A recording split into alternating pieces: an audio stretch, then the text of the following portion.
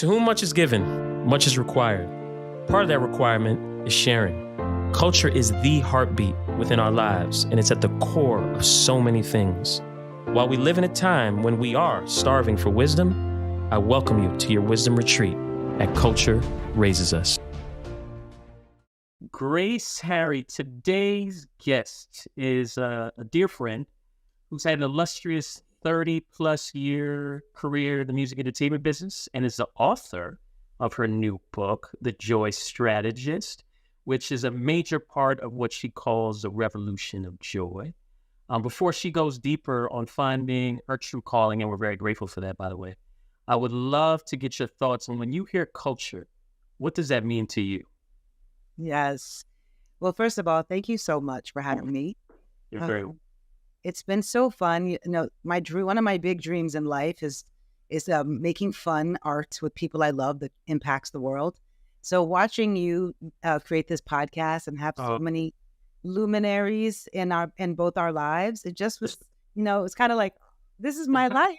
I love it. So I've had many weeks to think about it. Nice. And it's interesting because I'm a sorter person. I hear something and then I kind of spread out and see that example everywhere in the planet.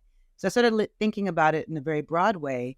So for me, culture is when something happens, there's an impact, there's tradition. Someone creates a tradition that resonates so deeply to such a big group of people that it becomes something they put in their thermos and then they take to the next. And it gets a little squished up and then takes the next. And it sustains because very much like, a superstar versus an artist. When you meet a superstar, whether you think they should be, whatever your judgment is, they're just impacting. And I feel like culture is that.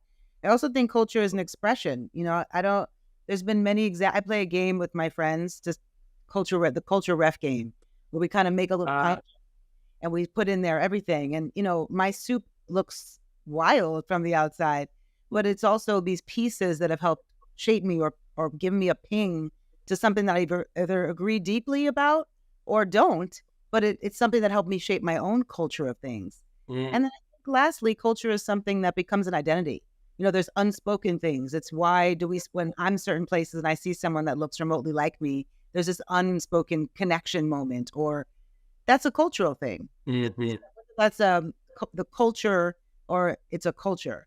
So I think in the broad way, it's the things that if it was all just the rules, I don't know if we'd find ourselves, but culture somehow makes the little bumpers when you're bowling and you're a kid. So you get into I feel like that's kind of what culture is. It brings us into a place where we're like, okay, that's how I can find my people. That's how I can find my world. That sits with me. The bumpers and the thermos, I love those descriptions, and it provides clarity on your definition and your why in that. And I love that. The revolution of joy and the joy strategists are very, very bold statements and labels. And there's very few people, if any, that can truly, I think, champion and kind of embody these things. But you are more than able and capable, having seen your spirit over the years. What inspired you to pursue this mission, though? And how has it kind of shaped even your own life and work? I love it. Well, first of all, I felt like I had no choice. I've had such an amazing life in so many ways, and so many things have happened to me in my life that were beyond my wildest dream. I didn't even have a place to find it. And so when I got to a place where this big dream and these aspirations that not only were I holding for my own self, but in this successing, people-pleasing, fear projection model that I was living, I was getting to the peak that everyone deemed the peak. And when I got there, I felt a shame and a guilt that it wasn't filling me up in that way. I felt embarrassed or wrong, or it's me. And the truth is, I just hadn't done enough work. I hadn't done enough excavation to even handle these big blessings when they arrived in my life, to even know if they were for me or not, because I hadn't practiced me enough. I haven't really done the loving on and wanting to help build and shape myself the way I'd done other people that I loved so deeply. And I really do enjoy very much being this, I think of myself as this kind of version of the spook who sat by the door. I love to get into a new experience, feel it in all the ways, and then bring it back in a way to people that I know will also resonate and grow from this. And so when I got to the peak of that, and as you know me, there's a lot of kids involved in my life, gift children from marriages, my own children and relationships, people that I've adopted in life and never let go, which is a big topic of mine right now for all of us. Right. I wanted to have something to share. I wanted to let them know something. I wanted to have the truth of my own love language in the world really be embodied within myself. And when I realized what the simplicity of that message was, and yet how having so much more information like the internet, also now we know what our triggers are. We know all the Right. things that are wrong with us. And that's a little bit the devil, like the little angel and devil on your shoulders, and very convenient to hold on to versus let me get to the truth. Let me open up my heart, that super scary place, and really get to the big dream. So the joy strategist is not me. The joy strategist is our hearts. We all have a joy strategist in our own heart. We just are not trusting them the way we do the GPS in our car. But we've got our own GPS, or we have our own guide, but it's the reasons we don't follow. It's so hard, though, Grace, because of the programming of society. And you started your descriptive or your answer based off of that, right? You were doing you in accordance to others' standards, right? And their image of what success and being on top of the mountain was. But what you did that was so revolutionary, even upon getting there, you decided to do the peel back up. But hold up, is this really what success and joy feels like? Yo, that's super hard. I mean, like, I don't know too many people that do that. So we got to unlock that for everybody, because that is a major unlock to help people find their greatest version of themselves, to then be a greater version of a contributor to our collective betterment. Thank you. Well, first of all, you're making me so relaxed. I feel like I jump in and throw these 500 words in each answer because there's so much in here that if you don't dissect it down, we lose the magic. So the good news is that I didn't come with a big roadmap. And that was actually something I felt was my failing my whole life. You have these parents. I glorify the Michael Jordan story, right? His father every day outside, training him and seeing his gift. And I never really knew what my gifts were. My parents were very young, so we all were just successing. We were all just trying to do our best in all the circumstances. And I created this character that my love language was take care of you, right? I wanted to be wanted. I wanted to put that. But what they didn't give me was you have to go to this school, you have to do this thing, you're going to be a lawyer, right? To support this family, to not disgrace this family. And I'm not even blaming them, because the eureka moment for me was, oh my gosh, if the most important job in the universe is creating another human, right? If that's the most important job, whether you want to make one or not, being involved in the creation of one, but yet only amateurs can apply the first time. So I can't even really blame them, because they're also getting passed down information that's not necessarily right. Right. The good news about that is I was kind of flying, I was raw dog in life, whatever you want to say. And I was just kind of trying to figure it out. Like literally, this was bumping my head on things. Right. But I believed really early, having also watched both my parents deal with things that were so difficult and so systematically complicated, and actually make lemonade out of it and find gifts in it, magic and opportunities to share and to teach and be in service. So that gave me the opportunity to create my own path. So I've kind of always done this. When my mother moved to Haiti, I had to get a job, and I was in a high school that had jobs as you can get credit. Yeah. So I started leaning into the restaurants because I knew how to do that. I now had an apartment of my own. I had to pay rent. This is 1987. And so I just was like, I'm a chef now. So I'm going to do whatever. I'm going to be a prep. And so I always do that when I feel like I've gotten to the point of something that I've always wanted to be, and I have my own version of the top. But my top is a lot more like, have I impacted people also in their hearts? Always have been. Am I getting to a point where I'm beyond my own integrity because now things are happening around me? That's right. So there'd be nothing more important for anyone to do. I know we're at the very end, we're going to get to the seeds, but I'm going to say this so much. It's so simplistic.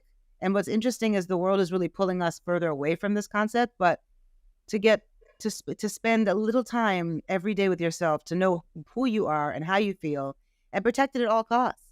If you had a child or someone and they were feeling a way, we'd know how to solve that for them. We'd know how to help them, when we'd start with an empowerment of their own self, we don't do that for ourselves. No, I feel like you're so locked into understanding you and your energy and the power of your energy that exudes beyond, like, so locked in. I mean, I've been around you in many instances, and your energy is one, infectious for sure. For those who are able to receive it, for those who are, because for some it could be very intimidating. It's like, whoa, a little too bold, a little too raw dog, as you call it, or whatever. But for those who can, it's invigorating. It's like this freedom, this peace, this flow of just like, yo, enjoy this thing and tap into you and be comfortable with you.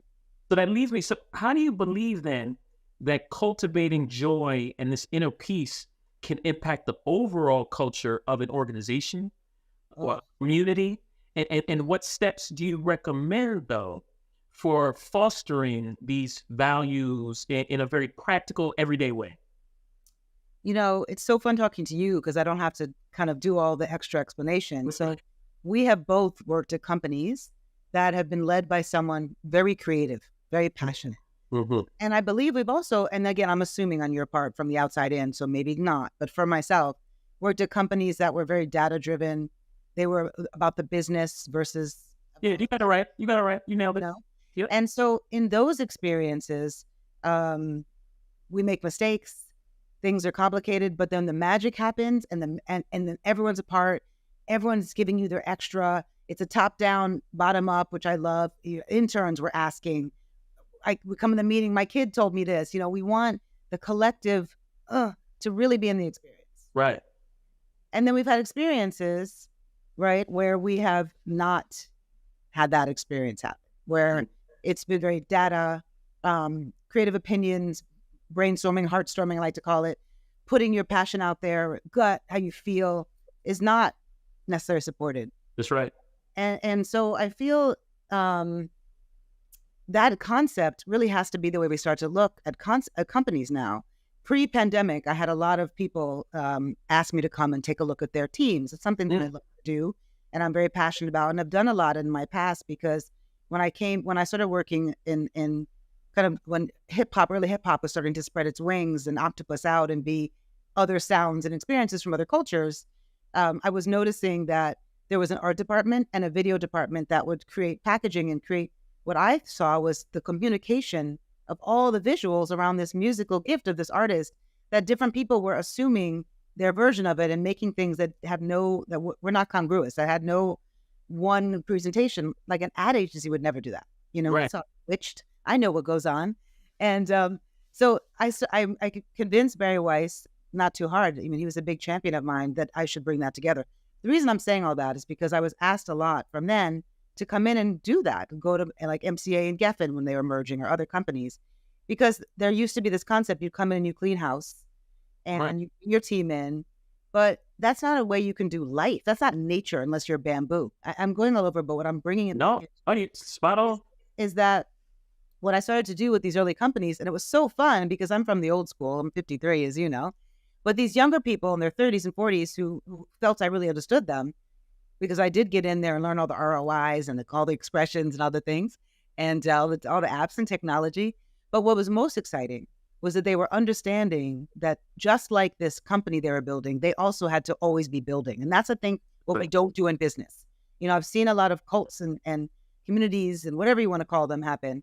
But when there's one person who knows all, and it's not about the growth of everybody involved, it's not set up for everyone to have a voice or opinion. And of course, nothing can work with us all like that. Mm-hmm. But at least when you get to a point, or at least in the culture, or there's a way to, you get the same thing you get in a relationship that you don't feed, a marriage that, you know, one person's now talking in their head in the relationship, Mm-hmm. and they're assuming what you're thinking because now it's touchy and they don't want to lose the thing. So now everyone's altering their behavior when everyone's deciding what it is. But that happens in a culture versus a culture where, you know, I might be not in this meeting, but every Thursday we get together and we kind of shoot what. So that is the thing, is to start from a place of how you'd want your business to be as your family. And how you're going to build the business of me, right? Because you are an empire. Do you That's have right. an advisory board? That's right. People that are going to really come and give you the breakdown. Do you have situations, people in your life who are going to help you keep a healthy perspective? Do you have what's going to feed you so that the passion keeps growing and you don't get to a sophomore situation where you're either doing the same thing because you're scared, like the Nokia guy, or you're expanding into new things, even because people already know that you make the donuts. Right. And so I think that's the biggest thing. And I enjoy this new language, the new thing, just because it feels more people centric, even if it's performative. I like that instead of HR, there's people ops, where that HR, I just did a conference a few weeks ago with Cindy Levy and Samita and all these wonderful humans. And it was all about that. Like, how do you look now at, as Mickey Agrawal says, a lit up path, not a career path? And how do you start to really see that, maybe Aster is not so great at, sales, but Aster is going to be really great in cultivating leadership dynamics and new creative ideas, and really understanding that knowing someone's strengths and feeding it is good for the greater whole. And I also, it's crazy because, I'm sorry to interrupt, but no, please, I'm going on now. Certain things trigger something. I remember, back in the Nike days, or, all the many corporate environments, you'd always go through these reviews, right? And they would talk about your strengths and then your deficiencies. And everybody would always try to, how can we work on your deficiencies? We really got to work on your deficiencies. But do you really? Or do you need to maybe lean into the things I do really well, and let's continue to do that, right? Let's continue to support that. Yeah, some of the deficiencies we can work on, but it was so easy for some to get caught up on the deficiencies because they also want to use it as a means to say, this is why you're not getting this raise, or this is why you're minimize you, why you're not getting this opportunity, why you're not being, right? So it's all just an interesting game. So as I've heard you say that, I had to jump in because it triggered the reminder of that, right?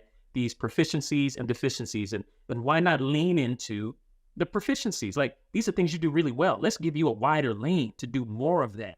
Let's give you more resources to do even better of a version of what you already are great at. It's just all a mindset and a choice of how you approach things. So you also mentioned music, though, during that. And music culture, I think, often holds a very profound influence on individuals and society as a whole. How has your personal journey, though, in the music world kind of shaped your understanding of the role of music in fostering joy and inner peace? This is a biggie. But first, to end up what you were just saying a minute ago, because it's so good.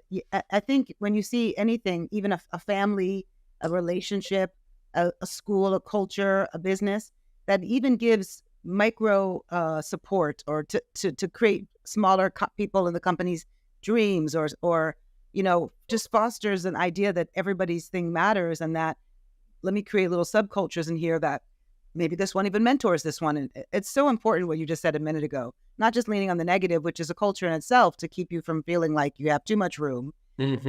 So really feeding that, that largesse in our hearts and that real passion, so that we continue to want to feed that, because you don't knock it out of the park every time in anything.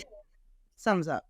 So I love that. And music for me has been such a beautiful and complicated roller coaster journey, because again, I had young parents, my dad was not it's not always living with us. And it was complicated, but music felt so alive for me. And because I started experiencing music, as my mom was young, she really gave me the full experience. I remember being about 7 years old, I think, and we were living on Adelphi Street in Brooklyn, and she picks me up and then she shows me the silver vinyl, and we opened up the double vinyl, which, I mean, I'm getting excited just. Yeah. And there was like perforation around each stylistic, and then you pushed it through and you got a hanger and you made a mobile. That blew my everything.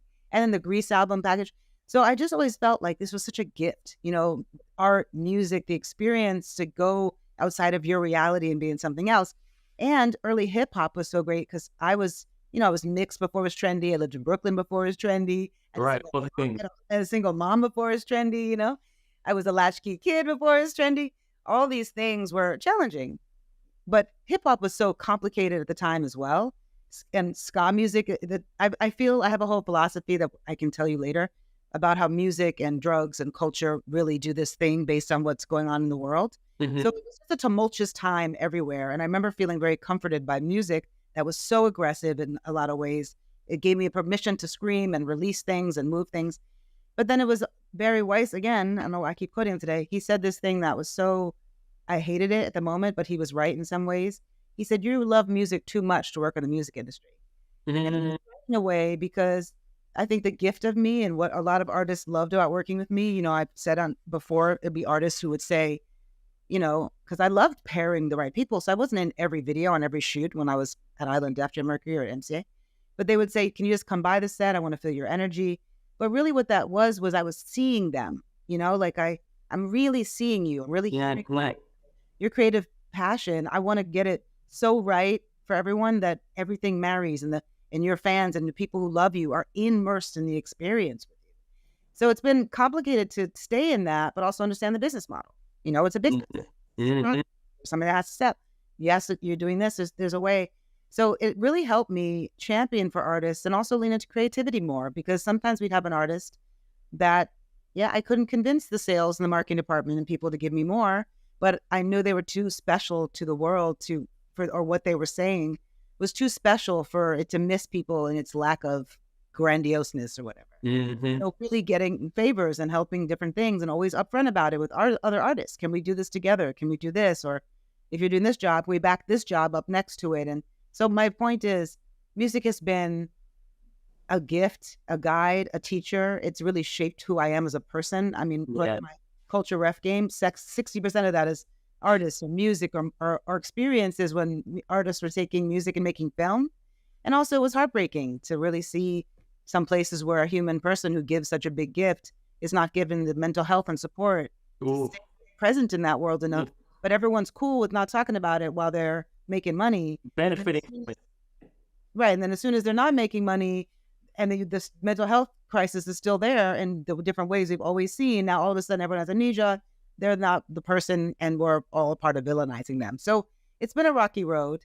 Yeah, no, and that you talk about a nugget. I mean, that in itself is a whole other conversation of what you just brought up that requires way more time to go in. But I look in today's society, right, where external pressures and societal norms kind of often dictate individuals' behavior. How do you personally navigate challenges of being unapologetically yourself, which you do extremely well? It's so sweet. I really don't actually do it well. I do now. It really did it fakely well before. I really did care deeply. It really did hurt my feelings. I walk around like this toddler, like, hi, here's my toy. Want to be friends? Right. Not everybody does, and not everyone understands that. Not everyone gets that. And, I've gotten older too to realize that that's not even healthy for me, because if you have a circle in your life that's massive, you're really not ever putting yourself as the top client, your top spouse, your top leader. And so pulling back was also very, very fascinating. So it's really been creating this concept. I really spent the pandemic really leaning into that. When I started this process, oh my gosh, the amount of, I don't even know how to say it with kindness. I'm not going to say it. Not everyone understood what I was trying to do. And it was fascinating to see what people thought about me in their offerings and their presentation. And then I had that, like, oh, I take care of everyone. I love people. I want to help. But that's not how life works. I had to take maturation. I had to have the team. I had to see it. I had to grow myself. But there were times, I remember I had a situation in the middle of the book process, and I was so grateful to have like the many different companies want to go auction for this book, which I never knew was a thing. And then I leaned into a friend saying, well, how should I pick? And they said, well, the person who's the editor is going to be who you should lean into. So when there was some complications in there, my heart was like bleeding. Like, oh, they don't see me. They don't feel me. My dream is going away. Like I got all dramatic. Right. But I told Aisha, because she's always will keep it real. And she was like, well, you know what? Not everyone's going to like you. Not everyone does. Nope. And you're not everybody. This is how it went.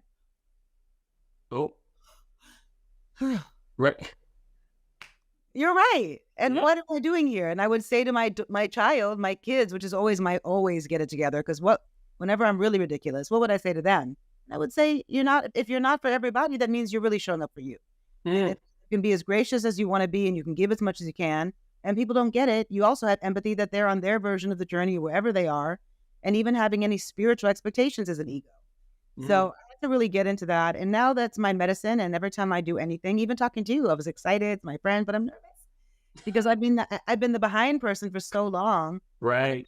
Into Maya Angelou, she always says that when she steps on a stage, she calls in her ancestors. And I also add to that my guides. And everyone. And sometimes if I really need to get extra loud, people that we know who are in other realms who have a lot of personality. Yes. You know, it's really, this is not about me. No, This is essential.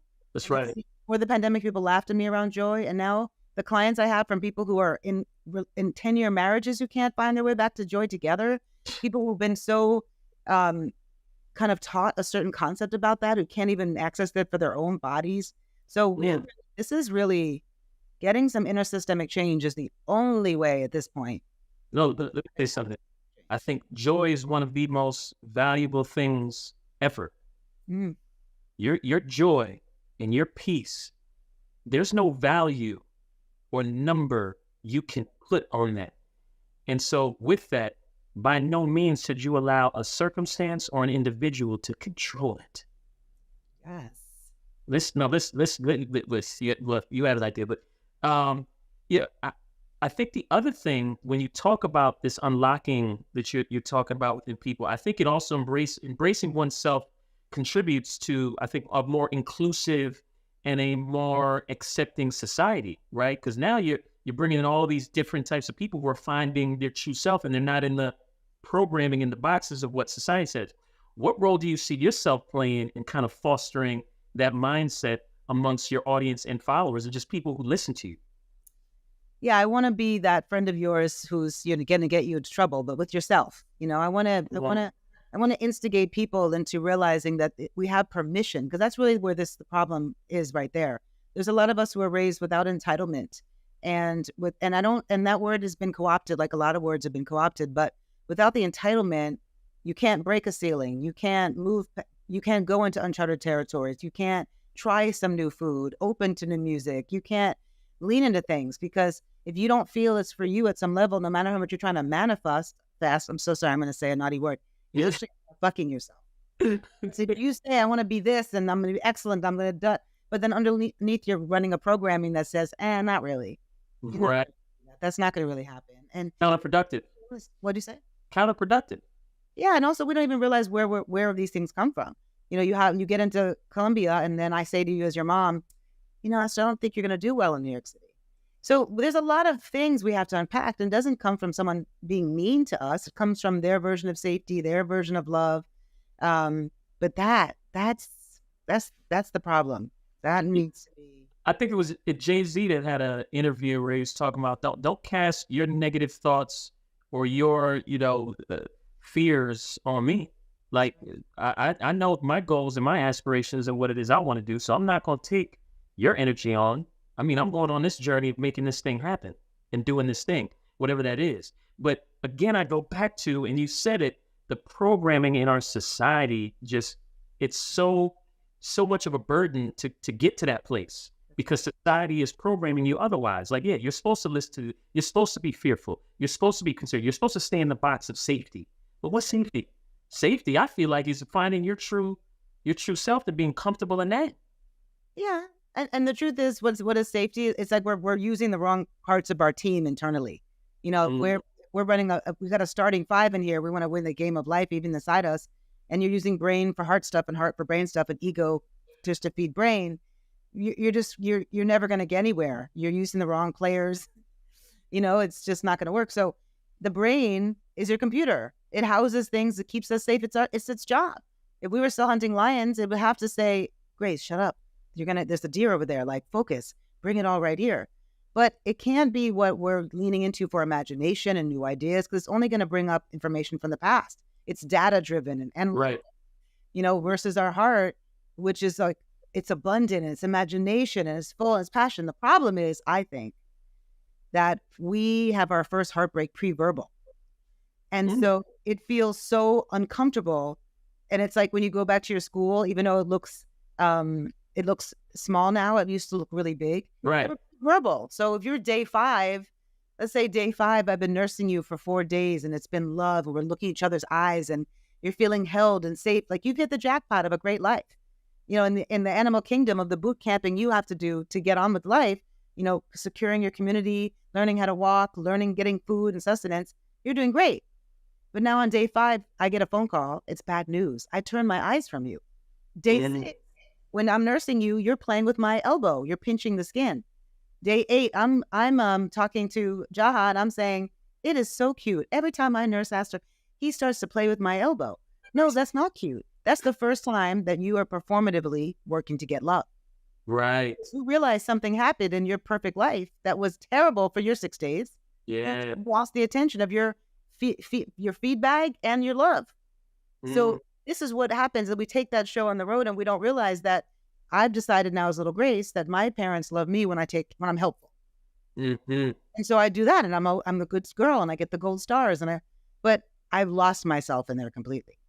And now I'm the person that won't say anything to them, so I won't upset them. I'm just making up things in my mind. If they have a mood, I'm walking on eggshells. Right. When we take this show on the road, and we're people pleaser, we're rejectionites. We're like, okay, I think, I didn't hit Aster. I was 2 minutes late because I couldn't have did it. He's upset. He's gonna say something to Jaha. Like, I've made up this fantastical tale. Yeah, man. Yeah, the brain. And so I go back to your computer, your internal computer that you're talking about, that's comprised of the heart and the mind.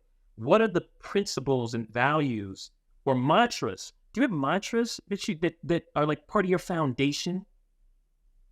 Yes, they change all the time. When my Right. mother moved to Haiti, I was 17, and Latifa had a dancer named Kika, and she gave me a book because I must have looked a wreck. I mean, I was just on my own all of a sudden. And the book was by Florence Scovel Shinn. It's an old metaphysical book called The Game of Life and How to Play It. And when my mom moved, I had my own apartment at 17, and I had to work, and now I'm paying bills, and I hadn't felt that level of chest pressure and pain ever. Even though my mom and I were scrapping, it still was like us. And so there was one thing that she said that I would literally sometimes, instead of other things, I was just beyond. I would just say to myself 100 times to fall asleep. And I really believe, and I'm hesitant always to say these because we really need to pick the ones that we feel that land in our hearts that change our. Yeah. But for me, it was I haven't said it in so long. It's I make friends with hindrances, and every obstacle becomes my stepping stone. Everything in the universe, visible and invisible, is working to bring to me my own. I would say it over and over and over and over, just so I would keeping other noise out. And then, of course, later I learned to meditate and do that. And but yeah, throughout life, and later on, I was in the middle of a divorce, and I started working a lot in the 12-step program, and I read something about the impact of your own voice. So I would sometimes take someone's mantra, affirmation, or words of encouragement. Like, I listen a lot to the Maya Angelou poem about, her one about, like, you might not get me, but I'm here to do a job. And record it in my own voice so I can listen to myself saying it. It's really a really impactful thing. It was almost like self-coaching. You sound like you were coaching yourself. Exactly. A lot of this, we talk about success often, but really success means nothing without what you just mentioned, failures and adversity. What were some of the biggest challenges, adversity, failures you've experienced along the way, and what lessons did you kind of glean from them? Like, how did it help? Because I'm sure some of them helped you get to some of these mantras. At this point of my life, and a big part of the book was seeing that all of them were, and I have a very clear memory of the things that felt the worst that ever happened in my life. And looking back through them, they really helped. I remember reading this Mad Magazine article, and it was qualities revered in an adult, but frowned upon as a child, like the schoolyard bully, office CEO. And so I started thinking about all of it is intention and all of it is energy. But I was dared when I was in middle school to, like, pee outside in the playground.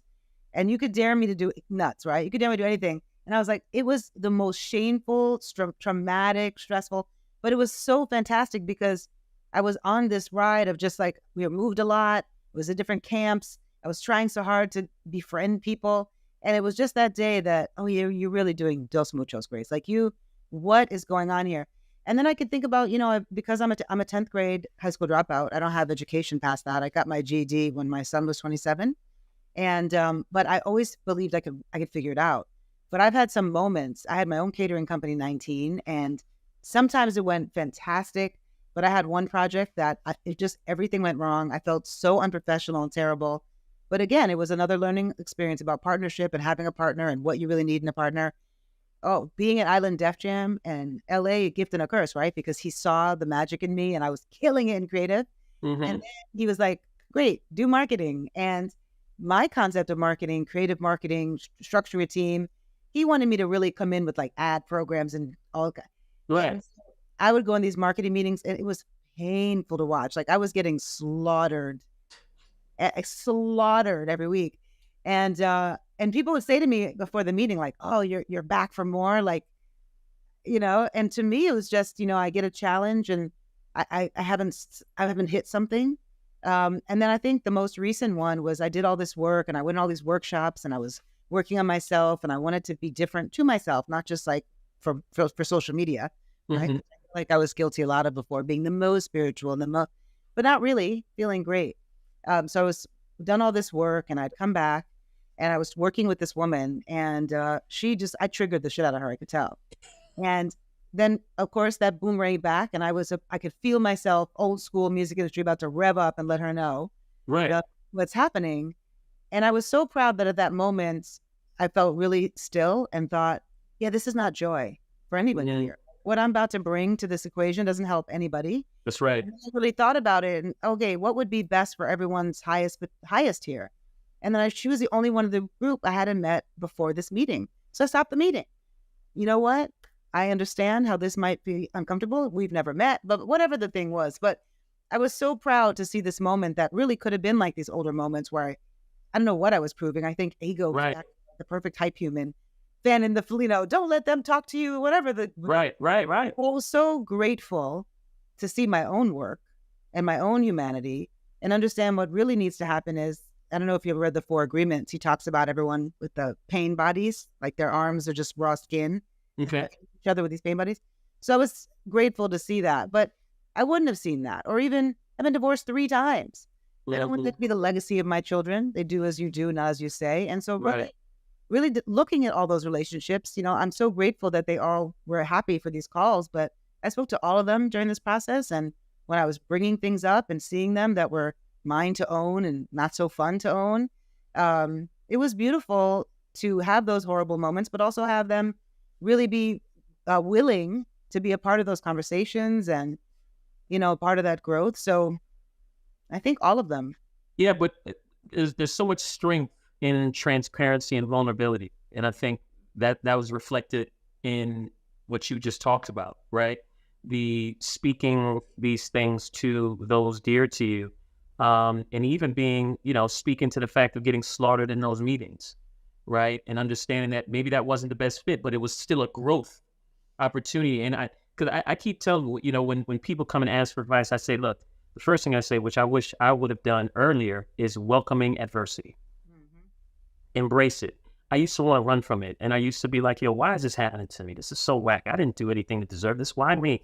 And now it's like, why it's happening for me and not to me, right? I got that understanding. So I'd like as many people to get that understanding as early as possible, because their growth trajectory thereafter is going to be way higher than that of my, because when you start embracing adversity, like, oh, this is another lesson.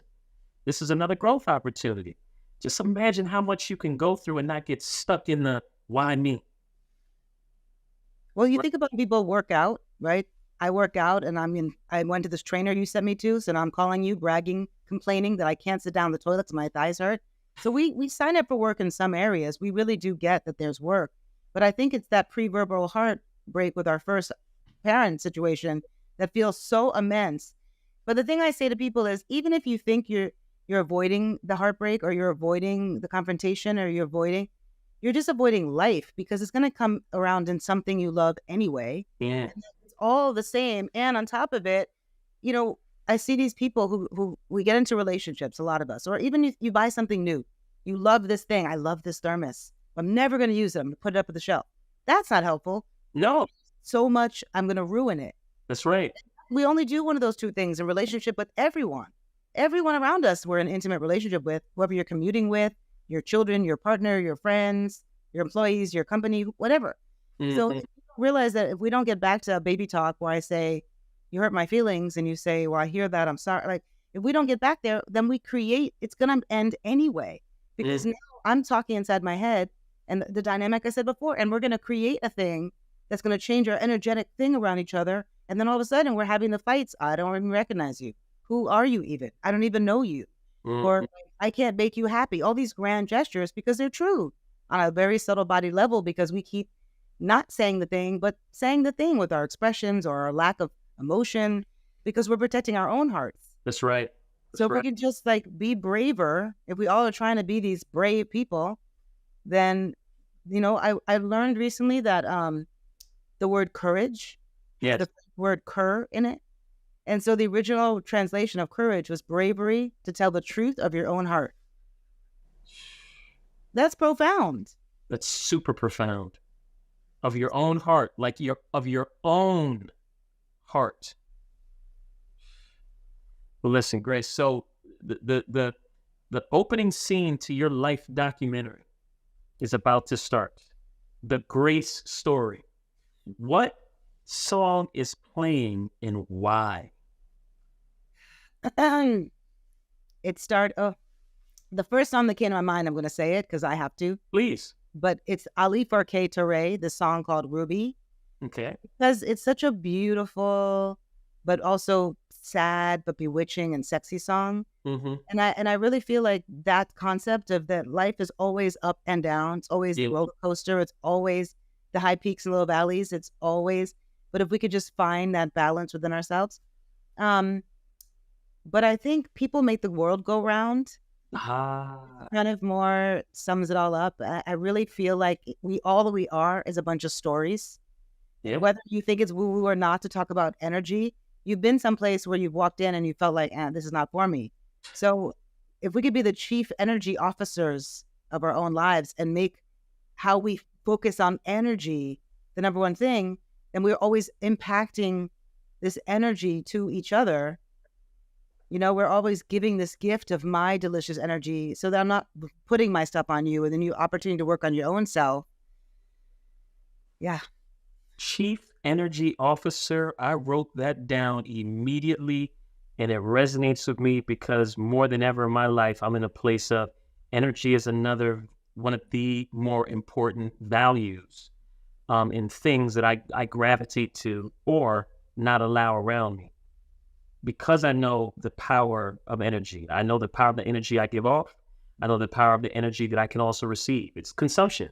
It's like consumption, right? I'm cognizant of the things I eat and drink. It's the same thing with energy. I'm so in tune with that. If the energy's not right, I'm not doing it. And I'm unapologetic about that because I value my energy and I value the energy that I want to receive. So that's self-love. Oh, listen, I'm all the way loving myself right now. It on 1,000%. So now, the seeds, the 3 seeds. You've given so many, but I would love to hear your thoughts on what 3 seeds would you give the stewards of culture moving forward? The 3 critical things. Yes, I mean, you really set that up beautifully with how much you were talking about energy and loving yourself because again, we're another one of these catchphrases, self-love, and, everyone wants to be the boss and everyone wants to run their own life and run their own thing and everyone, right?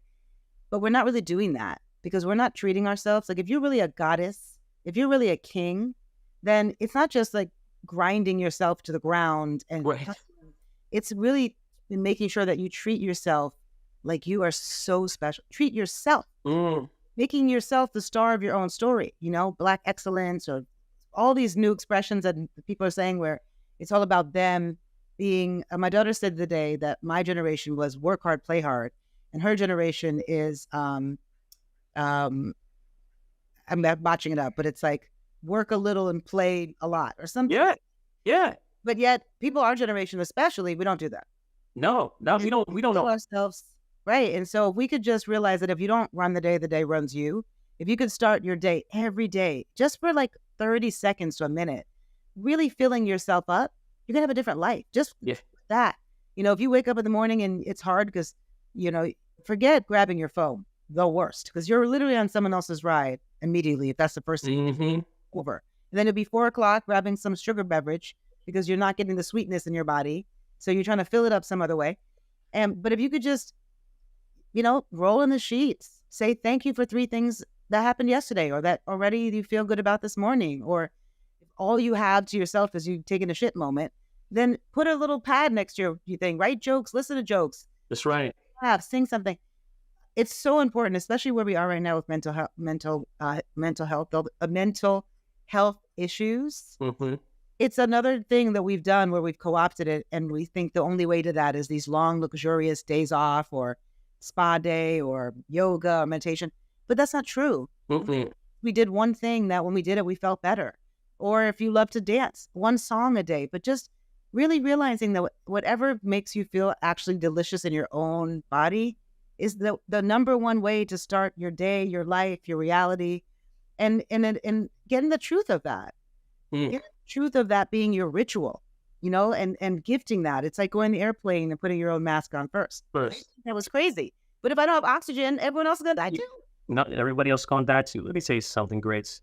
The joy you poured out today, I'm so grateful for. I've always loved your spirit, and I'm just thankful that you are sharing this with many more people. And I hope that you continue to be unapologetic and bold about it, regardless that it's not the mass, it's the minority. Look, the sun only shines, light only permeates through a lot of darkness. I thank you for being a light. Thank you. We truly appreciate your support because it helps us fulfill our mission of promoting cultural awareness and personal development. Please click the subscribe button below to help ensure and solidify our mission.